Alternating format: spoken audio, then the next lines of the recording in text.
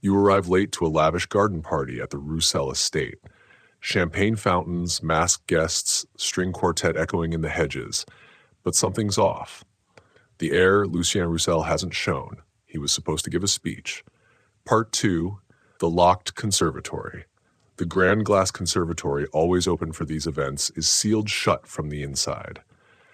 Inside, a record player spinning static, Lucien's watch on the ground, and claw marks on the piano. Part 3, the girl in the painting. In Lucien's room, a 19th century portrait shifts positions. Some guests swear the girl's eyes now follow them. No one remembers it being there before. Part 4, the bloodline historian, an invited genealogist, explains the Rousselle family curse, 6 generations of heirs who all disappeared under 30. Lucien had turned 29 the day before. Part 5, the mirror under the lake. Divers recover an ornate mirror from the estate's lake. Locals say Lucien once claimed the mirror showed him what comes next. But when restored, the mirror reflects things that aren't in the room. Part 6, letters from the future. Lucien's study yields dozens of letters, all postmarked in 2037. They're written in his handwriting, begging someone not to open the corridor. Part 7, the underground corridor. Behind a bookshelf, investigators uncover a tunnel system beneath the estate. It's lined with frescoes depicting events that hadn't happened yet. One shows Lucien's vanishing, perfectly detailed. Part 8, the archivist's warning. An elderly Rousselle family archivist arrives unannounced. She says the estate is built on a fracture in time. She's been waiting for this moment since 1961. Part 9, vanished before witnesses. Security footage from the night of the party shows Lucien walking into the ballroom and simply never exiting. Frame by frame, 1 second he's there, the next, nothing. Part 10, the guest who shouldn't exist. One guest has no digital footprint, no ID, but he appears in every Rousselle photograph for the last 120 years, unchanged. Part 11, the sleeper room. A hidden chamber beneath the chapel contains stone beds and names carved into the wall. All past heirs. Lucien's name was already there, a week before he vanished. Part 12, the Wax Museum in town. A new exhibit opens, wax figures of the Rousselle lineage, but no one recalls giving their likeness. Lucien's wax figure has fresh cuts that weren't there yesterday. Part 13, the clock that struck 25. The ancient grandfather clock at the estate suddenly chimes 25 times. That night, all guests still on the property report the same nightmare. Lucien calling them from under the floorboards. Part 14, the return of someone else. At dawn, someone is found walking out of the woods wearing Lucien's clothes. But it's not him. They say they were trapped in the Rousselle loop and remember being many people. Part 15, the estate sealed forever. Authorities shut the estate permanently. Final aerial footage shows strange symbols burned into the grounds overnight. The estate becomes a myth, but the name Rousselle, it keeps appearing in other disappearances. Open quote, open quote, open quote, awaiting continue for part 1, close quote, close quote, close quote. Part 1, the last garden party. The night smelled like roses and overripe secrets. Picture this. A velvet lawn stretching endlessly under amber twilight, champagne towers leaning like Roman ruins, and violins sawing some Vivaldi deep cut that no one's really listening to. The Rousselle Estate's summer party is the kind of event whispered about in diplomatic circles and whispered against in church halls. But if you've got an invite, you show up, even if you have to fake your way in, like I did. And yet, for all the elegance and sparkle and chatter, everyone felt it. A tickle at the back of the throat, a shadow tucked into the edges of the light. Something was wrong. Lucien Rousselle, heir to one of the oldest Franco-Belgian dynasties, still privately operating its own bank and possibly its own intelligence network, was supposed to welcome everyone with his usual brand of sarcastic warmth and eerily perfect posture. That never happened. You'd expect someone to announce it. Monsieur Rousselle is delayed, perhaps ill, but instead, it became a kind of collective avoidance. People just pretended he was there. Toasts were made in his name. His signature red wine blend was passed around. Even the fireworks still happened at 9 p.m., timed to what would have been his speech. But there was no Lucien, just his absence, as thick and syrupy as the heat. Someone whispered he'd gone into the conservatory hours earlier and hadn't come out. I don't know what drew me toward it. The champagne, maybe. Or that small voice in the back of your head that says, if you don't look, it'll only get worse. So I slipped away from the hedge maze, past the pergola where someone was playing an out-of-tune harp, and made my way to the glass building humming in the dark. The conservatory was a greenhouse of antiques. Violets that glowed unnaturally white under hidden lighting, ivy that curled like script along the windows, and orchids that smelled like gasoline. The door, brass-handled and warped with age, wouldn't budge. Locked. From the inside. It shouldn't have been. These doors hadn't been locked for over a century. That's part of the Rousselle mystique. Transparency, legacy, always open. So why now? I pressed my face against the old glass. Inside, I could see the room was lit dimly. Candles, maybe.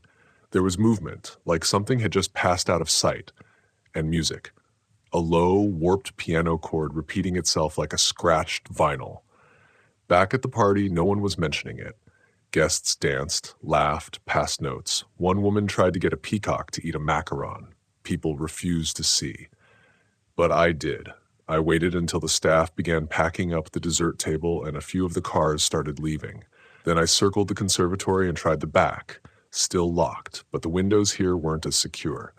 I used the edge of a wine bottle corkscrew, don't ask why I carry one, and worked the catch. Inside was cooler than expected. The candlelight flickered oddly, and the air smelled like ozone and orange peel, sharper than any perfume worn that night. Lucien wasn't there, but he had been. On the grand piano's top was his pocket watch, still ticking. Lucien never took that thing off. It had been passed down from his great-great-grandfather and reportedly survived 3 wars, 1 flood, and a fire that destroyed half the South Wing in 1889. And across the piano lid, scratches. Deep ones. 4 parallel lines. Something had gouged it, and this is where things go sideways. I touched the watch and the piano played a single note. I didn't press a key, I swear I didn't. And then the candles flickered. All at once. Like someone exhaled from the ceiling. There was also a scent now. Dirt. Fresh soil. Wormy, damp, loamy earth. Like something had just been unearthed nearby. That's when I noticed the footprints. Bare feet, leading from the piano to the far end of the room, but they just stopped. No exit, no trapdoor, just gone. Academic debate still rages about what Lucien may have discovered. Some say he was experimenting with sensory deprivation. Others believe he was dabbling in ancestral memory access through hallucinogens. But this didn't feel like that. This didn't feel scientific. It felt personal. When I stepped outside, the air had changed. The party was over. Completely. Like I had been in there for longer than it felt. And no one was talking about Lucien. Not the staff, not the guests who still lingered in clusters of 3 or 4, not even the 3 Rousselle cousins who had always vied for his attention. It was like he'd never existed, which, if I'm being honest, only made me want to dig deeper. So before you get comfortable, take a moment to like the video and subscribe, but only if you really like what I'm doing here. And if you've ever been to a party that ended with fewer people than it started with, post your local time and what city you're listening from. Now, turn off the lights, maybe turn on the fan for some soothing noise, and let's get started tonight. There's a specific kind of silence that follows a mystery too loud to ignore. The morning after the garden party, I returned to the Rousselle estate, not as a guest, but as someone who pretended to have left and quietly wandered back in through the east gate. It's funny how little security there is at places where people are supposed to feel completely safe. Wealth has a way of creating invisible fences. The conservatory was still locked.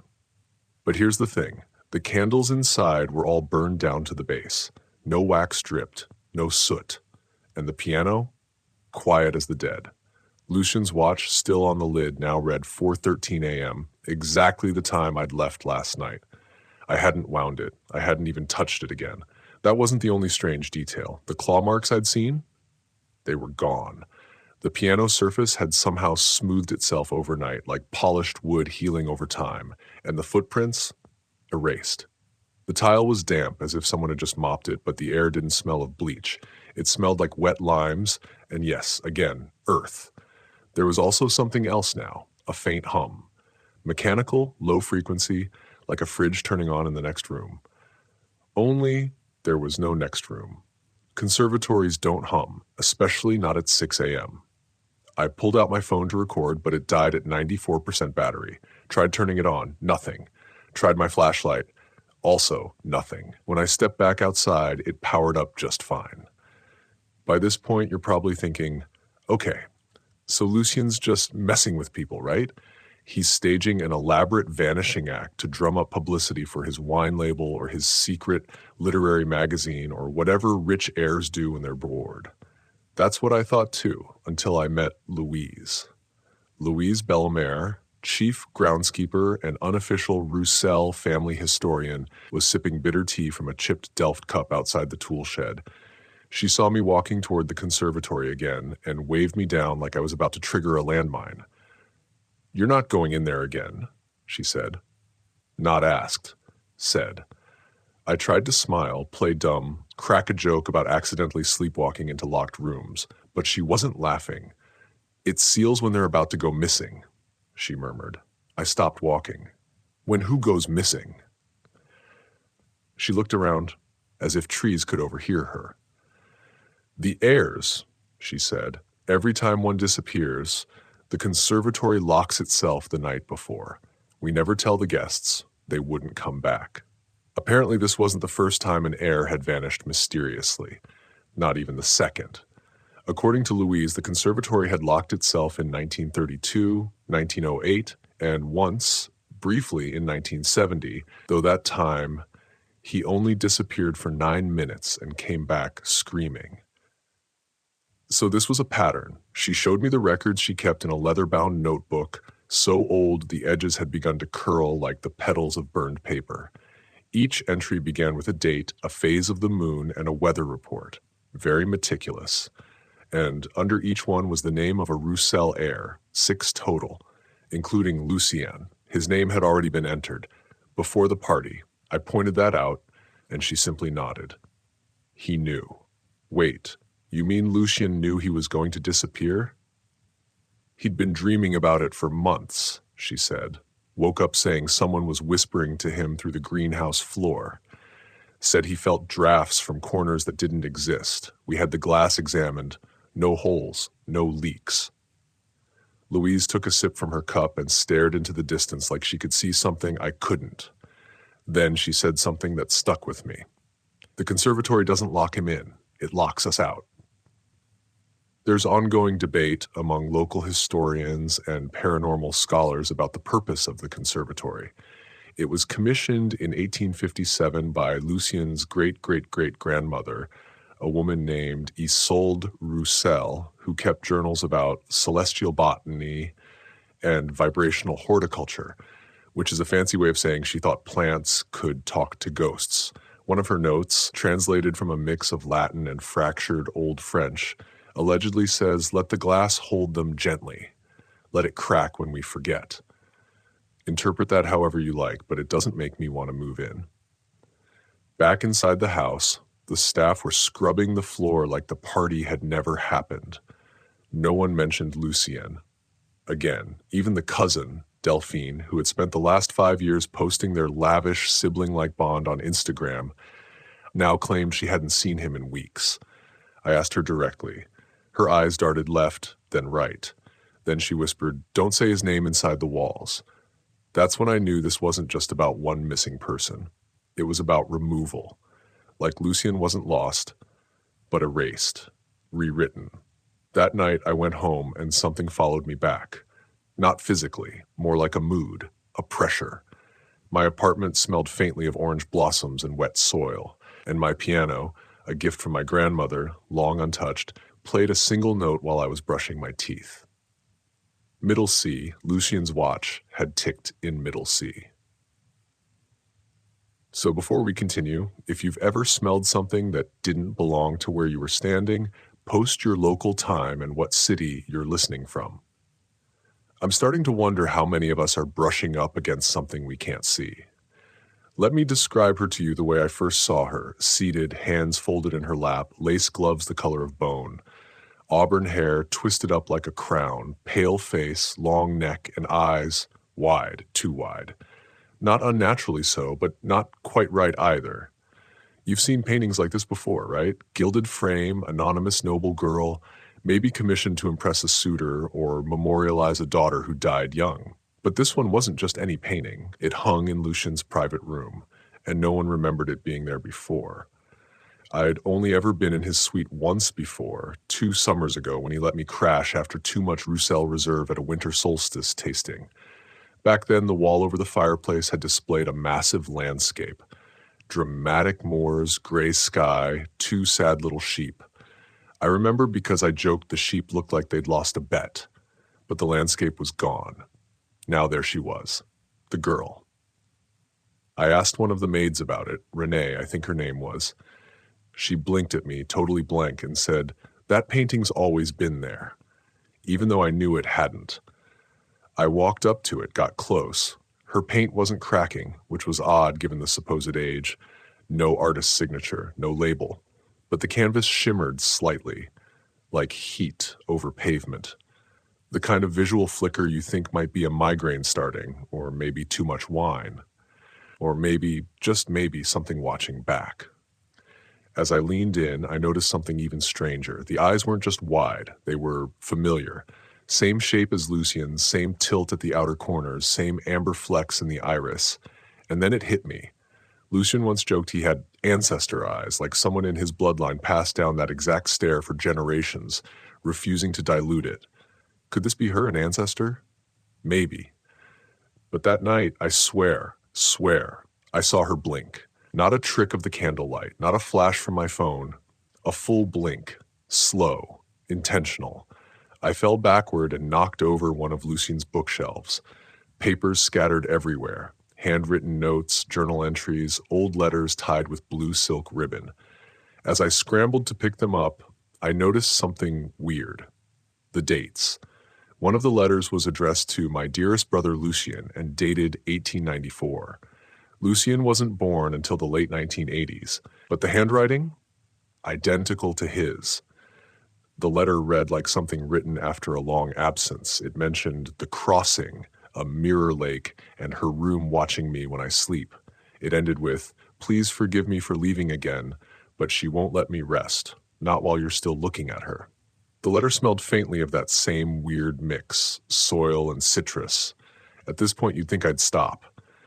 That I'd say, "You know what? Some rich guy vanished to his creepy painting might blink. Time for me to go back to my normal life and maybe start a yoga class or something." But no, because here's the thing. The girl in the painting, she showed up again. Downstairs in the main hall, hanging above the staircase. Same painting. Different frame, different lighting, same dress, same posture, same wide, Lucian-shaped eyes.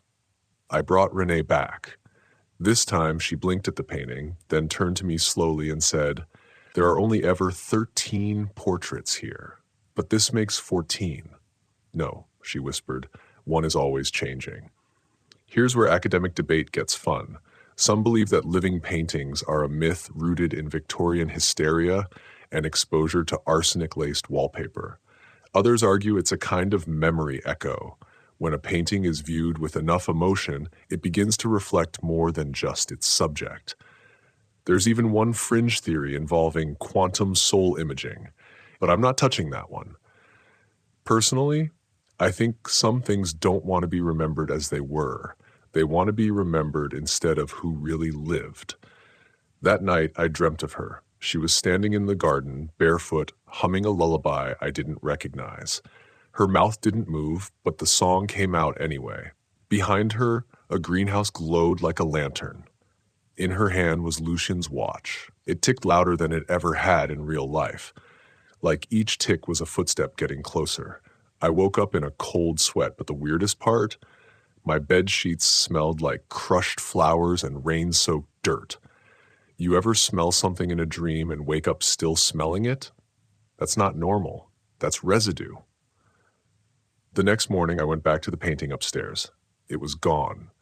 In its place, the landscape painting with the two miserable sheep. No one remembered the girl, except me. So, before we keep going, if you've ever looked at a painting and felt like it looked back, post your local time and what city you're listening from. I want to know how far she's traveled. You'd think a family like the Rousselles would have a public-facing genealogist, right? Some carefully curated academic who smiles too much, talks about legacy and lineage, and politely dodges questions about how half the portraits look like they're about to whisper at you. But no, the person who turned up wasn't smiling. Her name was Dr. Mireille Estienne. Black wool dress, scuffed briefcase, voice like dried paper and disappointment. She showed up the day after the painting disappeared and asked for Lucien, calmly as if expecting to be directed to him for afternoon tea. When the staff told her he was unavailable, she just nodded once and said, "Then I'm late again." They let her in without question. I followed her, not stealthily either. I just walked behind her, up the stairs, into the study. She didn't ask who I was, didn't seem to care. She opened her briefcase and began removing folders labeled by generation, Rousselle, 1st through 13. Let me be clear here. Most of these family trees don't go beyond 6 or 7 generations before names start fading, branches die off, and records get fuzzy. But the Rousselles, they had documentation going back to 1611, with pictures and signatures and sketches of heirs who looked suspiciously like Lucien again and again. Same face, slight variations, but the same eyes. He is the 7th, Dr. Estienne said, laying out a series of aging tintypes. 7th male heir to vanish before the age of 30. Vanish? I asked. Like, vanish? She looked at me like I just asked if fire was hot. Not die, not run away, disappear, and each time the same pattern. She laid out a chart. On it, a date, an heir, and the last known location. A garden, a sealed hallway, a reflecting pool, a painting, and yes, the conservatory. Here's where things got strange. Stranger, I mean. Each disappearance aligned with the lunar cycle, but not just the full moon. It happened at the halfway mark, what Dr. Estienne called the balance moon, when light and dark are equal.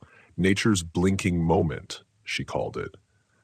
Lucien had vanished during a balance moon. None of this is provable, she said, as if that mattered. But the stories always return. Disjointed voices, brief sightings, shifts in furniture. The family pretends otherwise, but someone always comes looking. Apparently, she had been that someone since 1978. She'd first investigated the disappearance of Alphonse Rousselle, Lucien's uncle, who went missing after falling asleep in a field of snowdrops.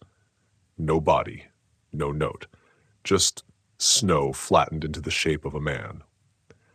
That case turned her into the unofficial bloodline historian, the one they called not when babies were born, but when names stopped answering roll call.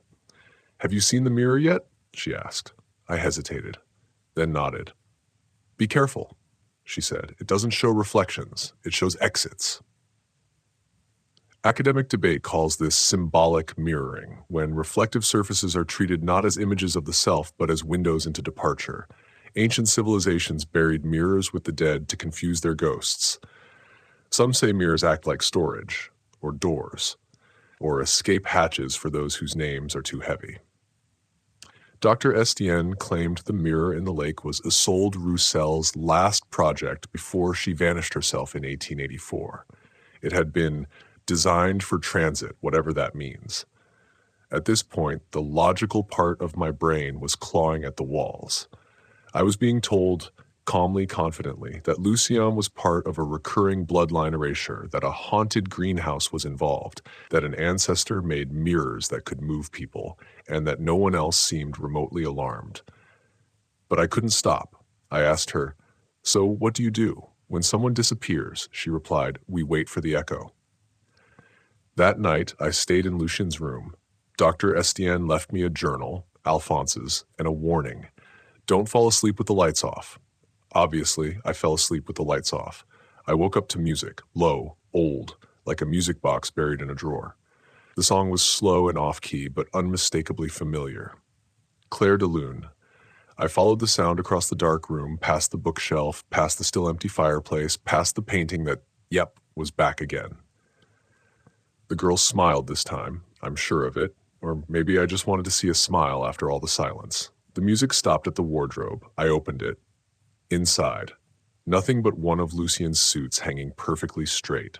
Black, satin-lined, slight smell of citrus and, say it with me, fresh soil. Tucked into the breast pocket was a note. 2 words, you next. So before we keep moving, if anyone here's ever received a message in someone else's handwriting after they were already gone, post your local time and where you're listening from, because I don't think I'm the only one who's found a name where it doesn't belong. You've probably heard this urban legend before, or at least some version of it. A mirror submerged in water becomes a gate, not just for reflection, but for release. It absorbs, it stores, and sometimes if you stare long enough, it returns. Lucien used to talk about the lake thing all the time. Not publicly, of course. God forbid anything dent the mystique of the Rousselle brand.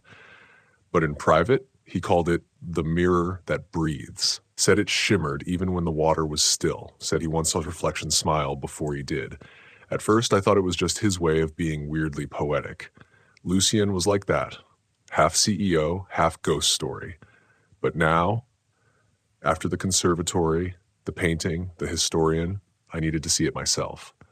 The lake sat at the back of the estate grounds, half hidden by hedges and a stone wall carved with Rousselle family crests. No one swam there, ever.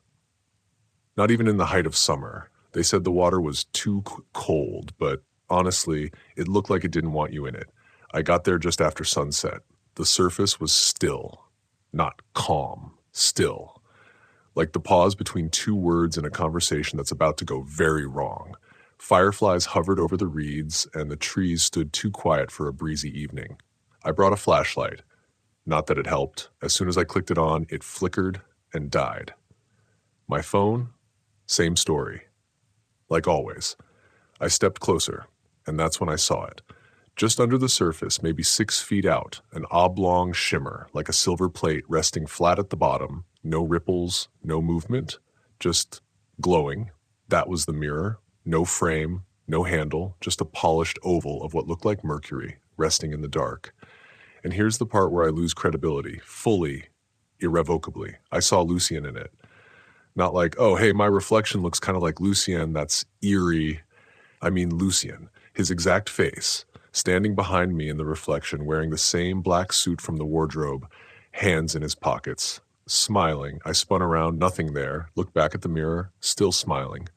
Only this time, he raised one hand and waved. People talk about the uncanny valley like it's about robots or CGI, but honestly, nothing hits the uncanny quite like seeing someone you know is missing, possibly non-existent, waving at you from a submerged piece of polished stone like it's a window at an airport.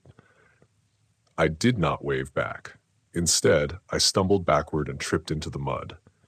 My hand landed on something smooth and round. Lucien's watch, still ticking, still warm. I dropped it like it had bitten me. There's academic speculation about lake mirrors in folklore. Some say they reflect alternate timelines. Others claim they're memory gates, places where time gets stuck, looping endlessly until the right person retrieves it. A few fringe researchers argue these devices were built intentionally to trap something or someone. But none of those theories prepare you for the part where you have to ask, why would he be down there? And worse, is he alone? That night, I returned to the estate, dripping and rattled. Dr. Estienne was still in the study, surrounded by yellowed maps and pages that looked suspiciously like they'd been taken from a monastery. She didn't look surprised when I told her what I'd seen. She nodded once and said, "Good. Now we know it's still listening." Apparently, the mirror is only active when the air is ready. She said Lucien had been warming it up with weekly visits. Silent ones, sitting by the edge of the lake for hours, sometimes speaking to it under his breath. He asked it to choose him, she whispered, just like the others did. I asked, choose him for what? She looked up with tired eyes and said, to carry what we cannot. Not exactly comforting. Later that night, I played back the footage from the security camera I'd hidden near the lake. It only recorded static, except for one frame. One frame. A single image at timestamp 3:17 a.m. It showed me standing alone at the lake's edge, staring into the water. Only I wasn't there that long. And in the mirror, 4 people, all of them wearing Lucien's suit. So before we go further, if you've ever seen yourself in a reflection but felt like it wasn't really you, post your local time and where you're listening from. I need to know who else has felt the pull of something that doesn't echo quite right. Let's talk about the letters. Lucien kept them locked in a carved walnut box beneath a false floorboard in his study, right underneath the old Persian rug patterned with thistles and spirals. I found it by accident, mostly because I tripped on the raised edge of the floorboard and heard the hollow thump underneath. Inside the box, dozens of envelopes. All cream-colored, thick, sealed with red wax. Same insignia on each, a mirrored R facing backward, like a glitch in a font no one uses anymore. Each one was addressed to Lucien Rousselle, but the postmarks 2037, no stamps, no return addresses, just the future staring me in the face. The handwriting matched Lucien's exactly, same loops, same slant, same way of drawing lowercase g's like they're embarrassed to be part of the word. I held the first one up to the light. Inside, the paper shimmered faintly, like it had been written in some ink that didn't belong in our decade. Naturally, I opened the first one. It read, "Lucien, stop digging. The corridor is not for you. Not yet. If you open it, it won't close. Not for a very long time. If this letter reached you too early, destroy it. If it's on time, I'm already gone. If it's late, run." There was no signature. But on the back, a sketch of the conservatory, and beneath it, a date, last Friday, the night of the garden party. I opened the second letter. It said, "She's awake again. The girl. She's remembering faster than last time. Avoid mirrors. Avoid music. Don't speak her name aloud, especially not during the balance moon." Again, no signature. Each letter that followed got stranger, more frantic, more riddled with bizarre instructions. Bury the watch in salt. Don't go near the wax museum. Cover the portraits with linen by midnight.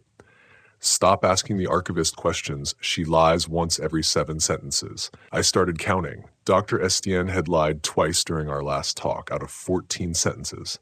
That tracks. One letter described a room that doesn't exist in the house. The corridor of air, it called it. Said it can only be entered during low barometric pressure. That if you walk the wrong direction, you arrive too late. If you walk too fast, you arrive too early.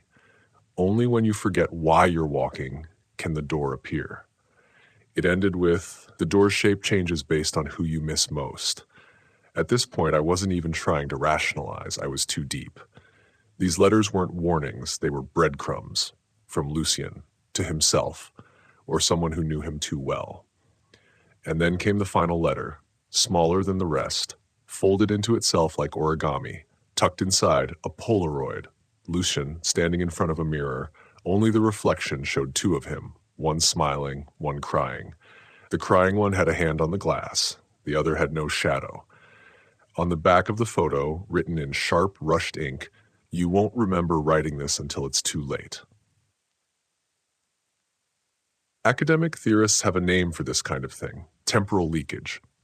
It's when time doesn't behave like a straight line, but bubbles up through certain materials, glass, ink, water, and loops back on itself. Think wormholes without the math. Think déjà vu, but with documentation. Some believe entire estates, like the Rousselle property, are built over fractures in time. Not haunted, but loose. Not cursed, just unzipped at the seams. Every few decades, the zipper teeth don't quite match up. When I confronted Dr. Estienne with the letters, she just nodded. "I wondered when you'd find those," she said.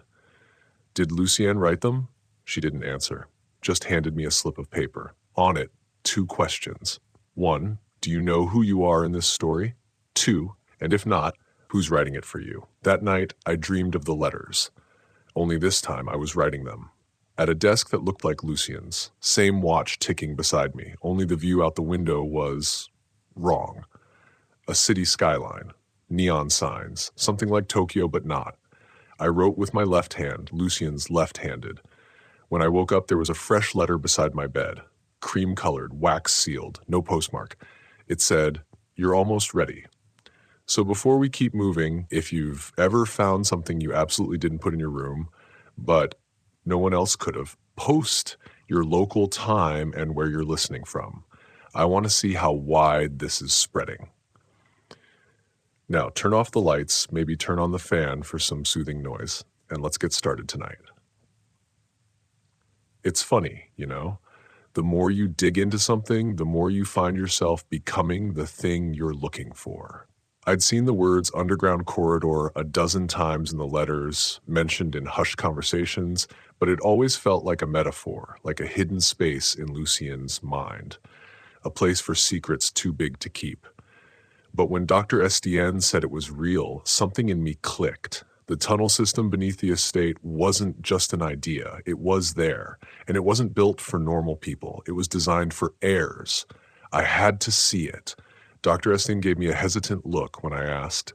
"Don't," she said. "It doesn't open for everyone. The first one who tries to enter never comes back. The second never remembers they've been." I wasn't deterred. "You mean Lucien tried it?" She didn't answer. She only handed me a key, a small iron thing with a faded label, Corridor 7. That night, I waited until the house was quiet, until the ticking of clocks had slowed and the last creak of the old floorboards had faded into the silence.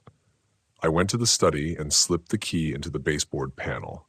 It clicked open with a sound like a sigh, and behind it I found the trapdoor.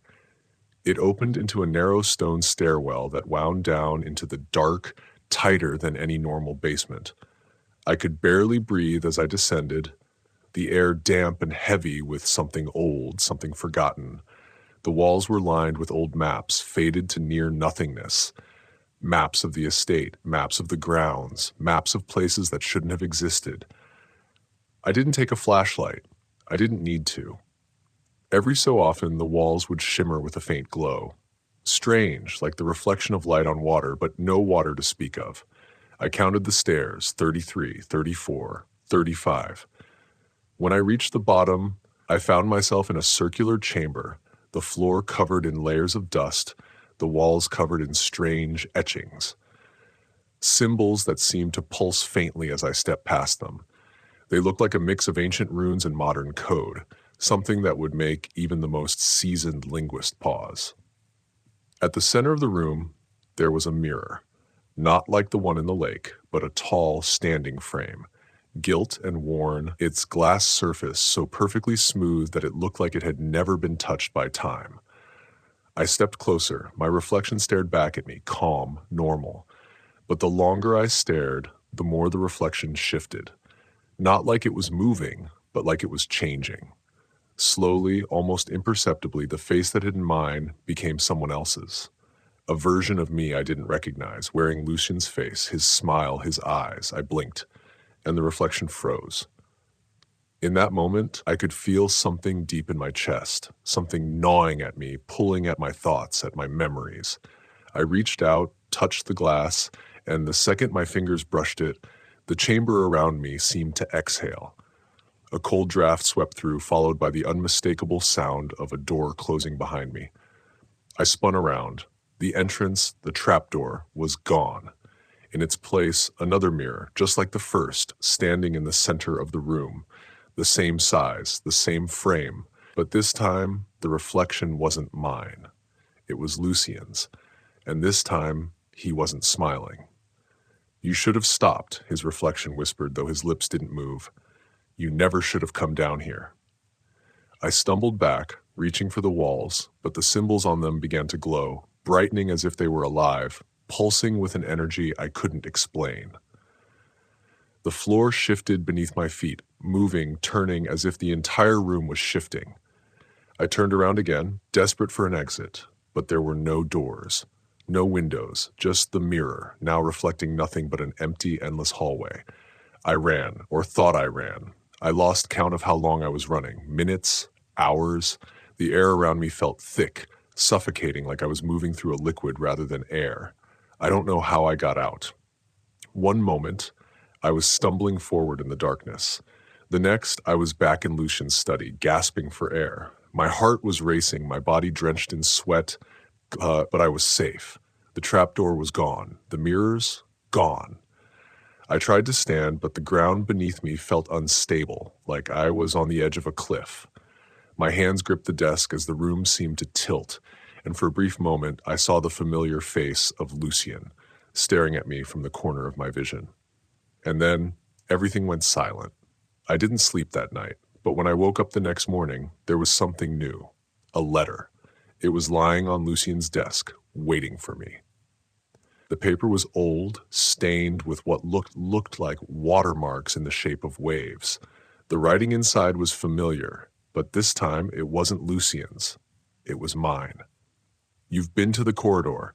You've seen what lies below. You won't remember the way out. But don't worry. It's not you who needs to remember. It's him.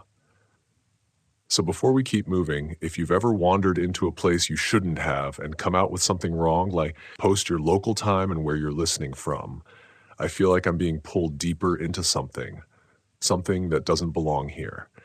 The letter didn't disappear, though I kept expecting it to.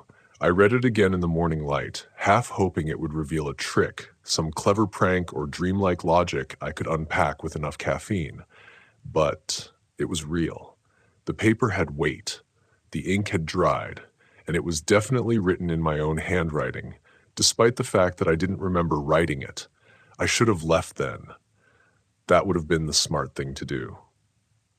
Pack my bag, call a cab, and disappear before the estate swallowed me whole, like it did Lucien. But curiosity is its own kind of possession, and once the corridor had me, it wasn't letting go, so I stayed. Just long enough to meet her.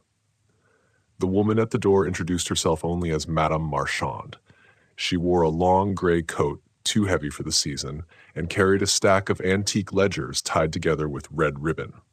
I assumed she was with the legal team, but she corrected me quickly. "No, I'm not here about the will," she said, stepping into the foyer like she'd lived here all her life. "I'm the family archivist, or was." It's complicated. Her eyes were sharp, and they didn't blink nearly enough. I poured her tea, more out of politeness than desire to play host. She didn't drink it. "I was told you found the corridor," she said. I found something. I'm not even sure if it was real." "Oh, it's real, and it's waking up. That's the problem." She laid the ledgers on the table, one by one. Each was embossed with a date, 1871, 1906, 1933, 1961, all handbound. Inside were floor plans, family trees, cryptic journal entries, and in some places, dried flowers taped to pages with notes like, "Do not burn. Smells like rain." "Lucien was the 7th, she said. 7th Rousselle Heir to vanish before turning 30. "I know about the curse," I said, half dismissive. "You don't know this part. The curse isn't random. It's not even a curse, not in the magical sense. It's occupational. The Rousselles were stewards, not owners. The estate is old, yes, but the land is older, much older, and something was buried here a long time ago." "Buried?" I asked, already regretting it. She flipped to a page dated 1840. There, in spidery script, was a single phrase written 3 times, "The fracture beneath the earth. The fracture beneath the earth. The fracture beneath the earth." "I thought it meant a fault line," she continued. "Some tectonic oddity, but the more I studied it, the more I realized it's temporal, a fracture in time, a wound." I opened my mouth to respond, but she cut me off. "You think time is a line. It isn't. It's a loop made of fractures, and this estate sits on a weak spot, one of the few places in the world where time bleeds. Lucien wasn't the first to touch it, he just went deeper than the others." I leaned back, suddenly feeling like the house had grown smaller, like the walls were listening. "There's something else," she said. "Every generation, someone outside the bloodline sees the corridor. You were invited in. That means it's open again." I laughed, but it came out cracked and uneven. "And what happens now?" She reached into her coat and produced a photograph, aged, frayed at the corners. It showed a group of people outside the estate, posing for a family portrait. I recognized some of the faces from the oil paintings in the hall, but one person stood out, The man in the back row, tall, wearing a suit just a little too modern for the others, smiling too widely. It was me. "I found this picture in 1961, she said softly. "I've been waiting for you ever since." I didn't speak for a long time after that. Instead, I watched as Madame Marchand packed up her ledgers and stood to leave. At the door, she paused. "One more thing," she said. "The corridor opens wider every time someone enters without permission. If you go again, you won't come back the same. And if you stay too long—" "What?" "You might not come back at all." She shut the door behind her. No goodbyes, no drama, just the sound of boots on gravel fading into silence. I sat there alone, the photograph still in my hand, my own face smiling back at me from the past. So, before we go further, if you've ever appeared in a photo you don't remember taking, or your face showed up somewhere it shouldn't have, let me know where you're listening from and what time it is right now. This is starting to feel like I've done it all before. There's a hallway near the west wing of the estate that doesn't make architectural sense. I don't mean it's crooked or sagging, though, let's be honest, a lot of the house is. I mean, it's not on any blueprint, doesn't show up on any of the archivist's ledgers, and even Lucien's obsessive journals don't mention it once. But I saw it, one morning. Just there. It appeared while I was brushing my teeth. I looked up from the sink, glanced toward the open door of the bathroom, and noticed that across the hall, where there had always been a faded painting of a stag's skull, there was now a narrow corridor. I blinked. Still there. I rinsed, stepped into the hallway. The painting was gone. The air was colder. It stretched back farther than it should have, gently sloping down at an impossible angle, more like a ramp than a hallway. It smelled like stone and eucalyptus and something metallic, like blood that had dried centuries ago. Of course I went in. That's the part of horror stories people always pretend not to understand. "Why would you go in?" they ask. Because when it's real, you don't think it's dangerous. You think it's fascinating. It's not scary until you try to turn back. I walked 5 steps in and heard the first sound, a low, steady hum, like a cello being tuned in a neighboring room. It came from nowhere in particular. Just around me. Within me, maybe. On the 10th step, I saw the light. Pale, blue-green, like the glow of algae underwater. It pulsed every few seconds, almost like it was breathing.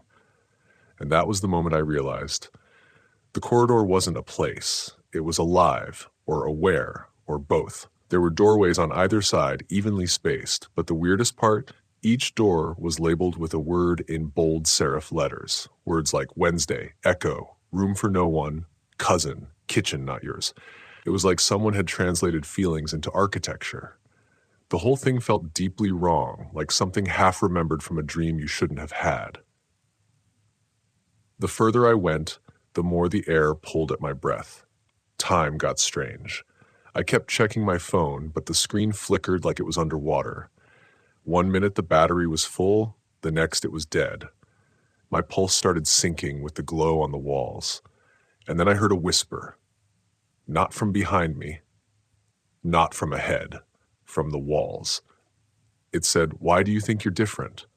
I turned around to leave. The corridor had shifted. The entrance was gone. Now there were only more doors. So I did the only thing left to do. I picked a door. The one labeled Cousin felt the least threatening. I know, not a great reason, but at that point, logic had sort of packed its bags and moved out. I opened it. Inside was a small, tidy bedroom, mint green wallpaper, a rocking horse, a music box on the dresser, and sitting on the bed was a little girl, maybe 6 or 7, wearing a velvet dress and mismatched socks. Her eyes were bright but wrong. Not evil, just ancient. She looked at me and said, "Oh, you're late." I tried to respond, but my throat tightened. She stood up and pointed to the wall behind her, where a massive painting hung crooked. It was a portrait of me, only older, tired-looking. In one hand I held a key, in the other a withered rose. The girl said, "He left you a path, but you took the wrong turn." Again. "Who?" I whispered, but she didn't answer. Instead, she walked toward me, reached up and touched my chest with her small hand. Right over my heart. "Still beating," she said, "but off rhythm." Then everything changed. The walls folded in. The door slammed shut behind me. The room went dark, and I was falling, not fast, not slow, just falling sideways through time. When I woke up, I was in the library, on the floor, covered in dust. My watch said I'd been gone 38 minutes, but the sun had moved much farther across the sky. Later, I found the stag painting back on the wall. The corridor? Gone, like it had never been there. But I wasn't the same. My reflection had shifted, just slightly. My eyes were half a shade too dark. My voice on voicemail sounded like I had a cold. And worst of all, I was starting to remember things I hadn't lived. Academic theories call this chronotourism, an involuntary leak of consciousness between temporal layers. It's debated, of course. Some say it's just a neurological trick. Others say it's what déjà vu really is. But there's one consistent rule. If a place remembers you, you'll come back. I think the corridor remembers me now. And if you're still with me, if you're not too freaked out, post your location and local time. I want to know how close this is getting.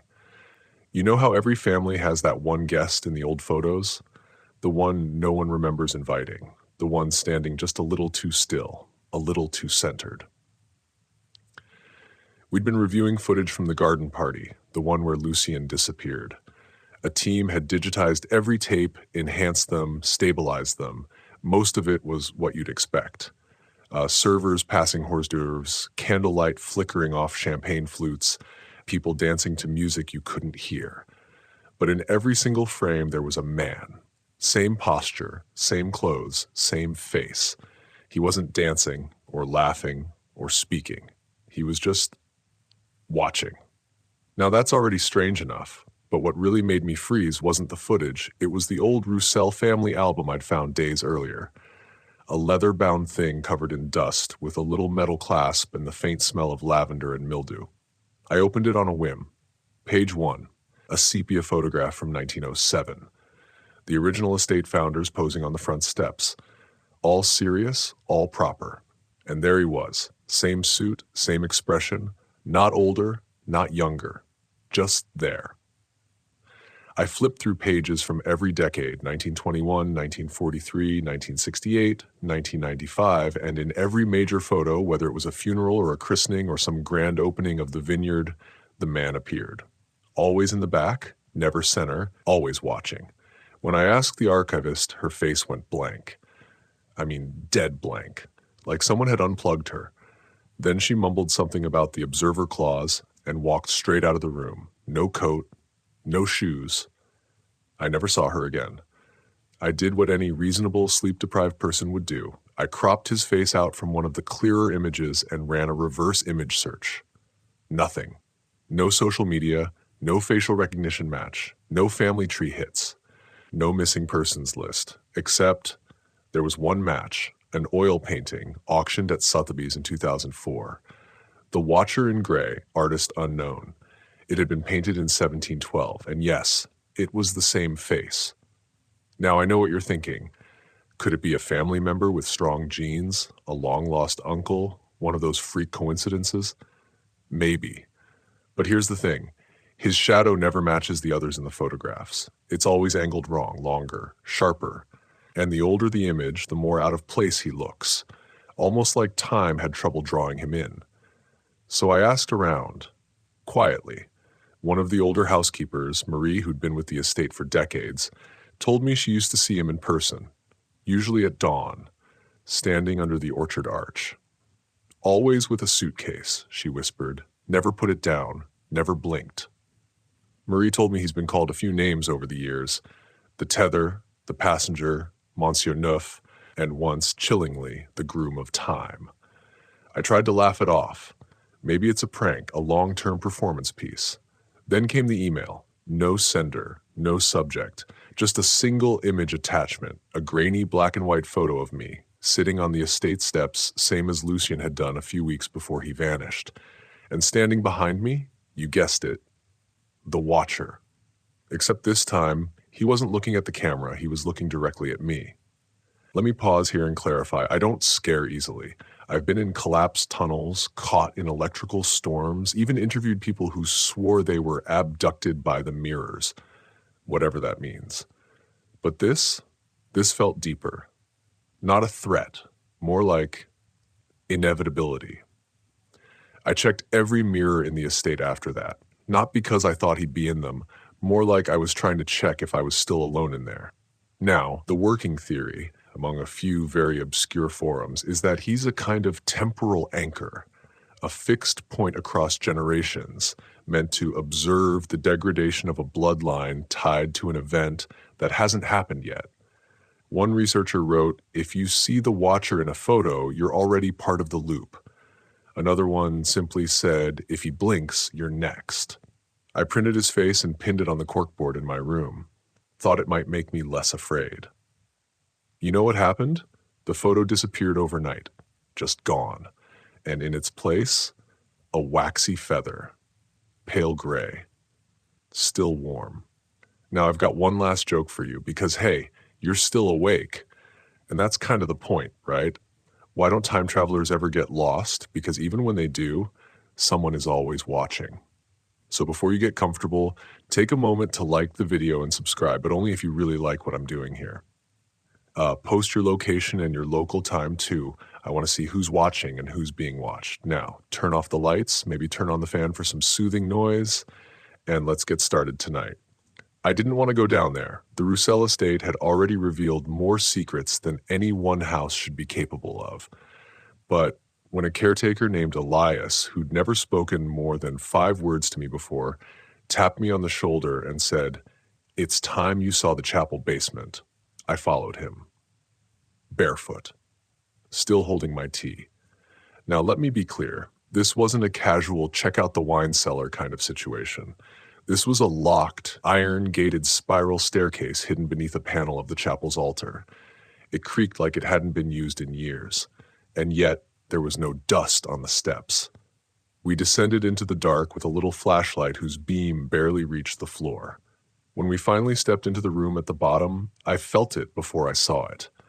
That heavy, stomach-in-a-clamp feeling, like walking into a freezer that was also sad.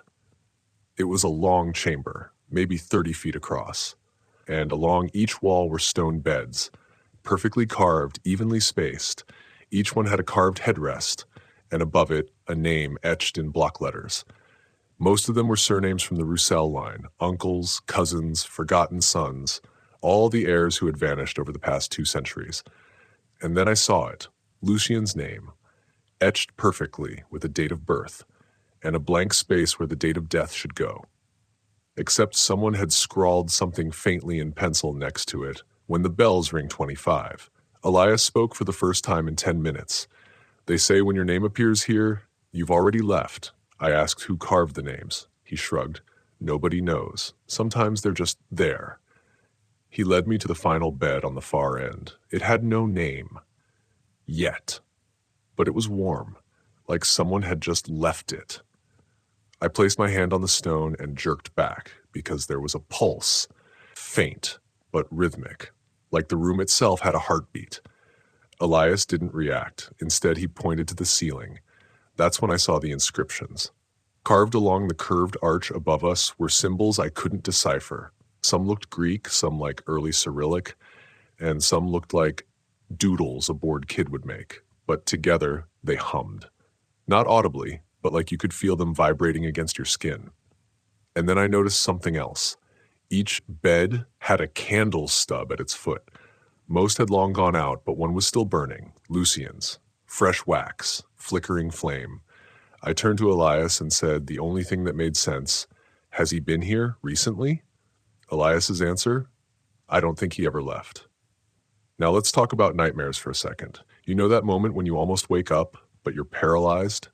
You're aware of the room, the ceiling fan, your blanket bunched around your knees, but you can't move?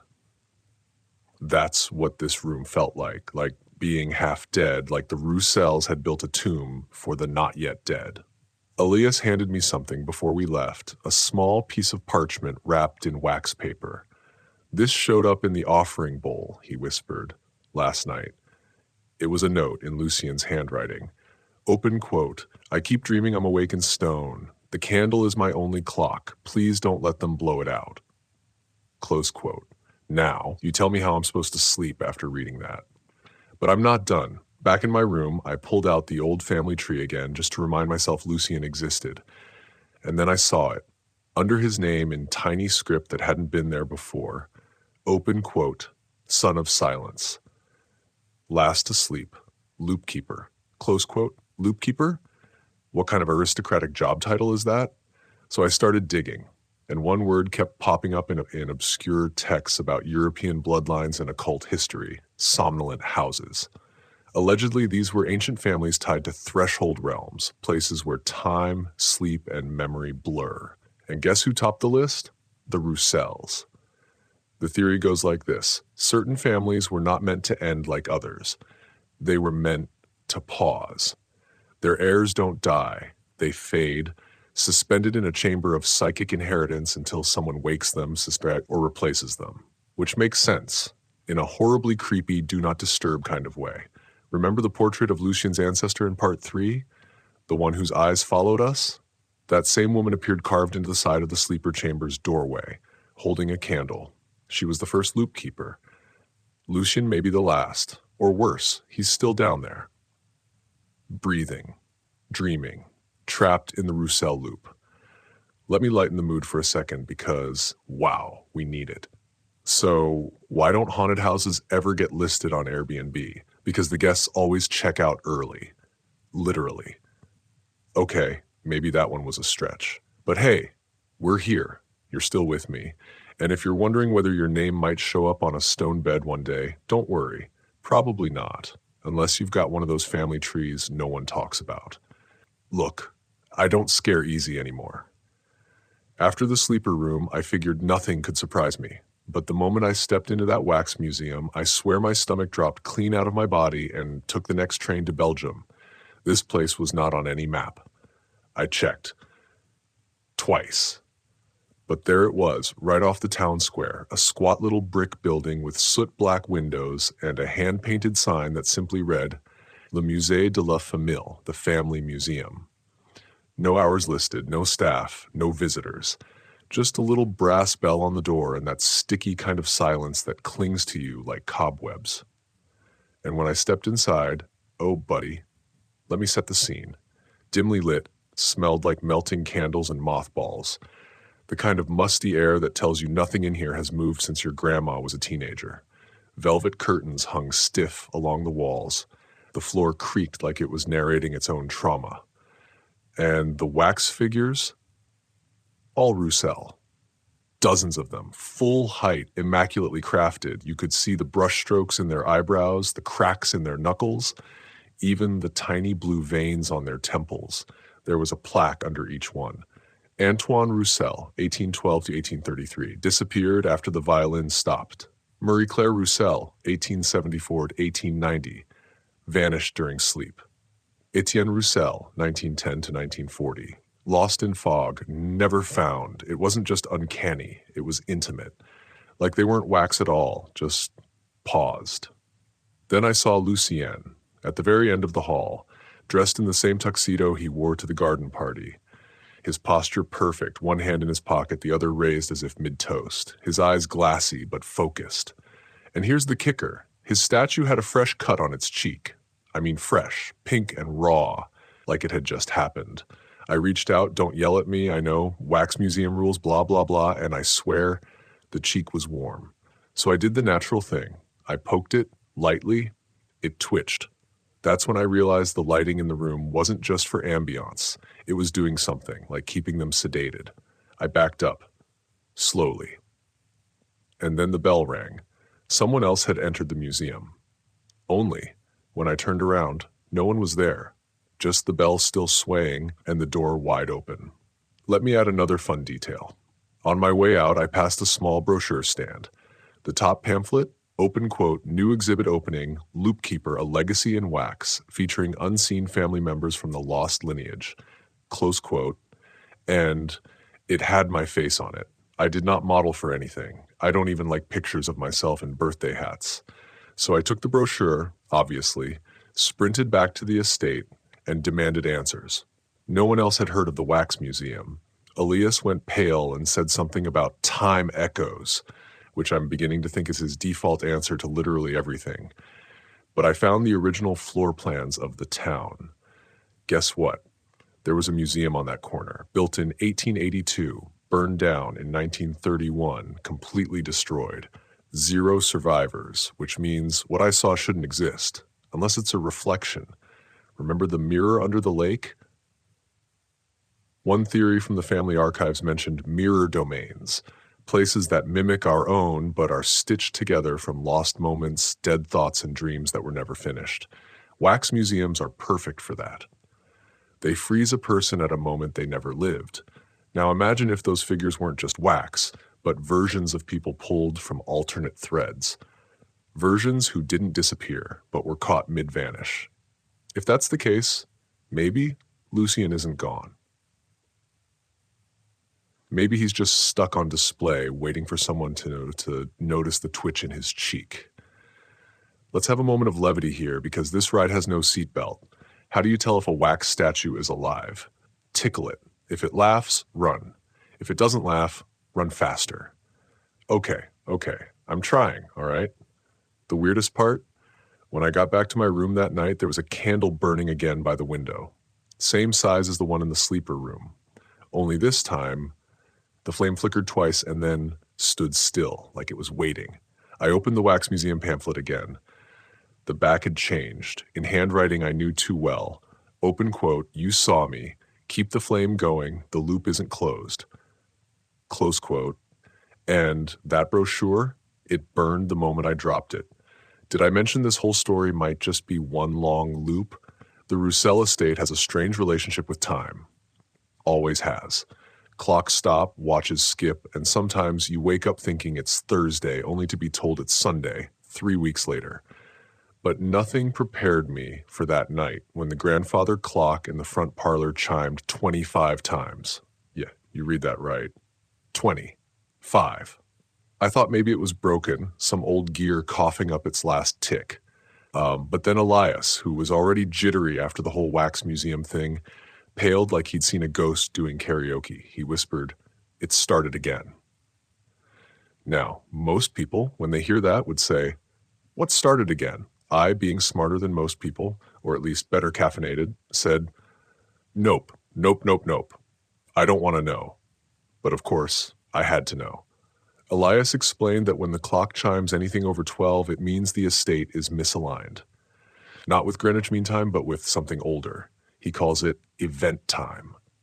According to family lore, when the chimes go past 12, reality inside the Rousselle grounds begins to soften, like warm wax before a mold sets.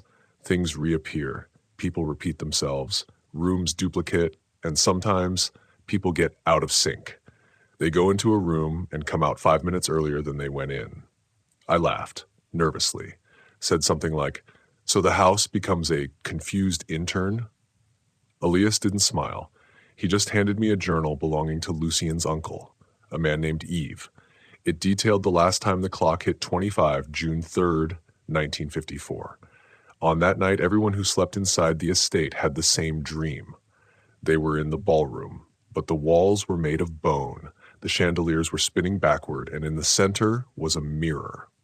Inside the mirror, a version of themselves. Not a reflection, an imitation. Smiling just a little too wide. Waving a second too late, breathing a second too slow. And Lucien's uncle? He never woke up. His body was found sitting upright in bed, eyes wide open, face frozen in a scream. Back in the present, I tried to laugh it off, said, "Okay, maybe I'll just sleep in the car." But it was too late, because that night I had the same dream, the ballroom, the spinning chandeliers, the bone walls, and Lucien, standing in the mirror wearing that same tuxedo. He wasn't smiling. He was whispering something. I leaned closer, pressed my hand against the glass, and then I heard it. "You're late, again."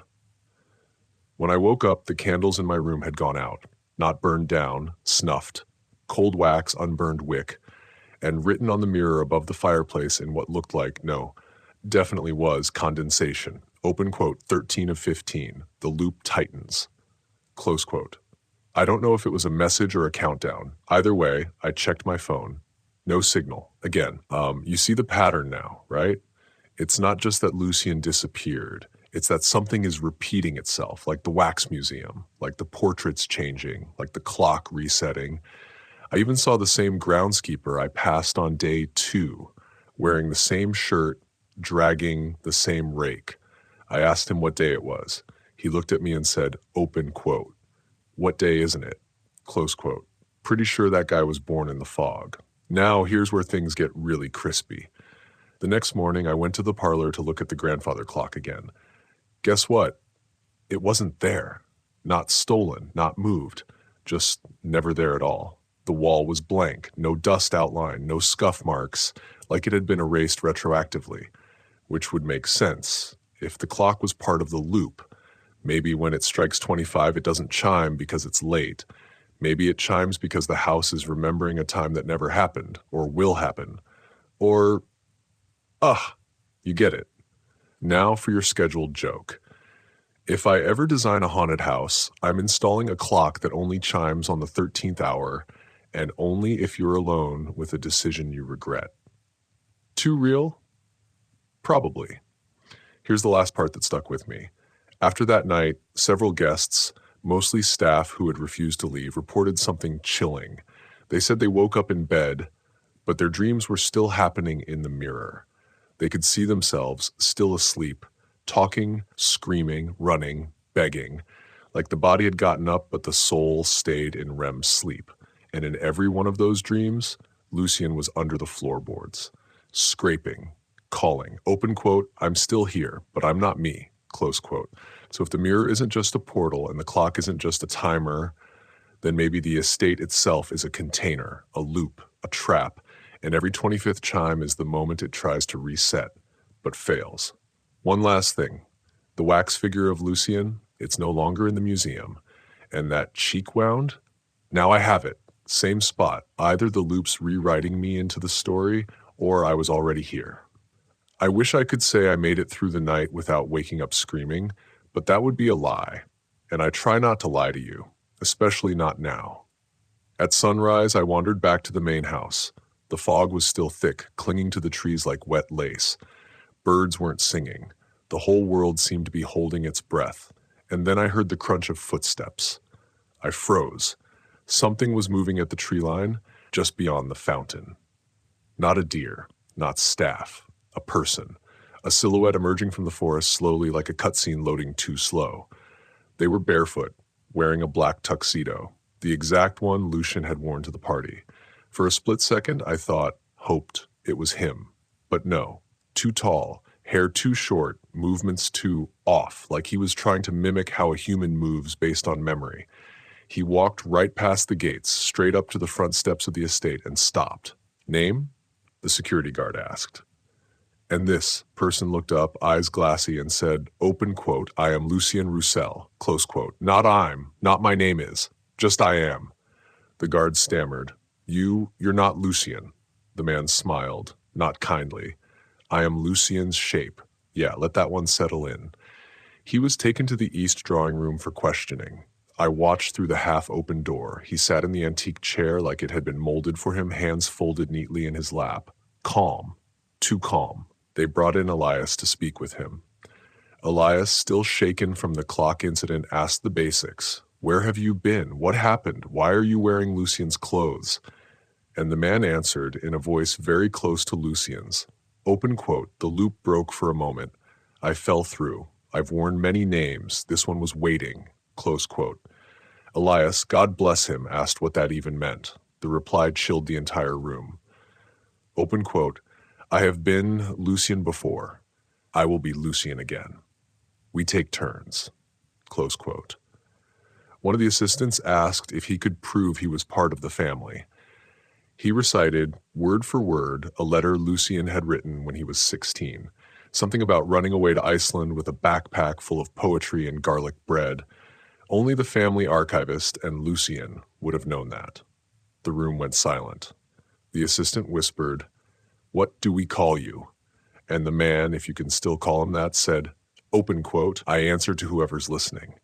But if you must, call me Echo. Close quote. Now, here's the part that made my stomach fold like a bad beach chair. He pulled a crumpled piece of paper from his jacket, said he found it in his hand when he came through. It was a party guest list for the next Rousselle gathering. Date, December 12th, 2026, location, Rousselle Estate. Theme, welcome home. And my name was on it, in Lucien's handwriting, next to a note that said, open quote, "You helped last time. Don't run this time." Close quote. I've never been more awake and more asleep in my life. But there's more. After the interrogation, Echo was taken to the library for observation. Cameras set up. One of the staff sat with him. Just sat. No questions. No talking. About an hour in, the camera feed glitched. For exactly 43 seconds, the footage became static. When it resumed, the staff member was gone. Echo was still there, smiling faintly. In his lap, a folded napkin with the words, open quote, 2 out, 1 in. The ratio must hold. Close quote, it's a riddle or a rule. And it keeps repeating, just like everything else in this house. Here's what keeps me up, though. He keeps asking for mirrors. Every room he's moved to, he requests a mirror. But not to look at himself, no. He angles it toward the door and whispers to it, like someone's listening on the other side. One of the housekeepers caught him saying, open quote, "Tell the others. I made it. It's holding. But they must hurry. The corridor is fading." Close quote. The corridor. Again with the corridor. Remember the letters Lucien wrote, dated from the future? They all said, don't open the corridor. But maybe the corridor isn't a door. Maybe it's a person. Maybe Lucien was the corridor, and maybe whoever or whatever this Echo is, he's trying to keep it open. Now here's your comedy break, because I think we need it. If I ever go missing and return claiming to be myself but from another timeline, please do me a favor. Don't invite me in for tea. Set the kettle on fire and run. But seriously, what do we do with Echo now? He's still at the estate. They don't know if they should sedate him, test him, or hand him a key to the family vault, because everything he says checks out. Memories, dates, details no outsider would ever know. And the wax figure of Lucien, it's back in the museum now. But the face has changed. It looks more like Echo, and it's smiling wider than before, like it knows something the rest of us haven't figured out yet. Here's the last thing Echo said today before the sun set. Open quote, "One more cycle and I'll be stable. Then we all come through." Close quote. He didn't say who we is, but I don't think he means the Rousselle family. I think he means the others, the ones in the mirrors, the ones who whisper when the candles go out, the ones Lucien warned us about. If this is a loop, we're getting close to the end. There's an eerie peace in knowing you've reached the end of something, whether it's a mystery, a memory, or just the story you never wanted to believe was true. But that doesn't mean it's over. It just means it can't go forward the way it was. And that's what happened to the Rousselle estate. 3 days after Echo appeared, 3 long, stifling, surreal days, authorities arrived in unmarked vehicles. No media, no headlines, just silent men in charcoal suits and earpieces who acted like they'd been here before. They interviewed us one by one. I told them what I knew, or what I thought I knew. They didn't take notes. They didn't record. They just nodded quietly, as if every single word was something they'd already been briefed on. Echo wasn't there when they arrived, but his mirror was, propped against the west corridor wall. On the glass, in the condensation of someone's breath, were 4 words, open quote, "We remember who we were." Close quote. That's the last message we got. That night, the estate was closed off, officially condemned. Fences went up, padlocks clicked, and signs appeared, private property, no entry, surveillance in use. But here's the wild part. A drone photographer, some local blogger who thought he was being sneaky, posted aerial footage the morning after. You can still find it if you know where to look, though I won't link it here. The lawn of the estate had changed, not the structure, not the trees, the ground. 5 enormous concentric circles had been burned into the grass around the house. Perfect geometry, not made by fire, but by heat. A deep red-brown color that shimmered faintly even on camera. At the center of those rings, a shape, the family crest, but slightly altered. Instead of a lion holding a key, it was a lion holding a mirror. Elias saw the footage and quietly lost it. He hasn't spoken much since, but when he does, it's always in rhyme. He claims it's the only way to keep the rhythm stable. Echo has not been seen since. Neither has Lucien. But you know what has? The name Rousselle, popping up in the oddest places. A missing hiker in Norway with a Rousselle monogram jacket. A nursing home patient in Canada who won't respond to any name but Lucien. A child in Portugal who draws spirals obsessively and whispers, "The lion is learning how to roar." I've kept my distance. I don't go near mirrors at night anymore. I unplug my grandfather clock. I don't attend garden parties. And I certainly don't answer invitations written in handwriting I haven't seen in years. But here's the thing that haunts me most. I was cleaning out my voicemail inbox last week. You know the old automated system where you have to press 7 to delete and 9 to save? Yeah, that one. I reached a message I didn't recognize. It was dated the day of the last party. Time-stamped 3:07 a.m. No caller ID.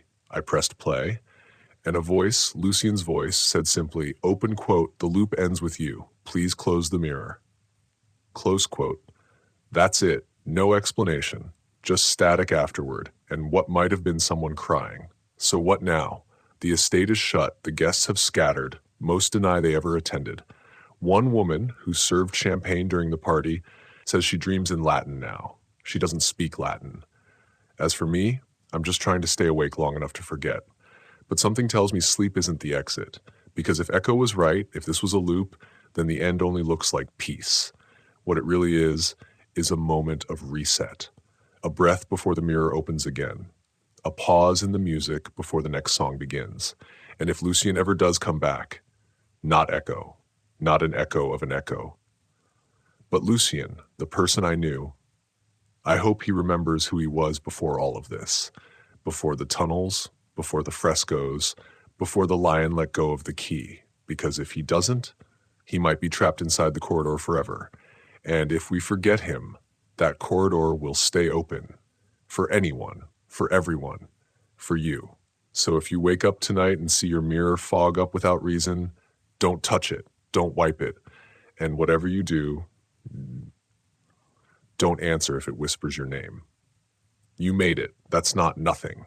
Stories like this, they pull at you, twist themselves around the quiet parts of your mind, and even though the tale's over, something about it lingers, doesn't it? So let's slow things down. Close your eyes if they're not already. Breathe in gently through your nose, then out, slower still, like you're exhaling a memory you don't need anymore. Picture the estate from above now. Quiet, wrapped in mist. No footsteps, no voices. Just ivy reclaiming brick, wind humming across old stone, and the last flicker of candlelight drifting into sleep. Lucien is gone. Maybe not in the way most disappear, but in a way that feels softer, lighter. Like he's become part of a dream someone else will wake up from. Or maybe he's out there, walking along a mirror's edge, whispering warnings into static. Whatever the truth is, it's resting now. And so can you. There's no more knocking, no flickering lights. No music from a room that doesn't exist, just this space between silence and sleep. Stay here as long as you like. You did well to come this far. Maybe you'll dream of spiral staircases and wax museums, of lions learning to roar and clocks that hum lullabies instead of ticking time forward. Or maybe you'll dream of nothing at all. That's okay too. The loop is closed. Good night, traveler. You're safe now. End of script. Good night.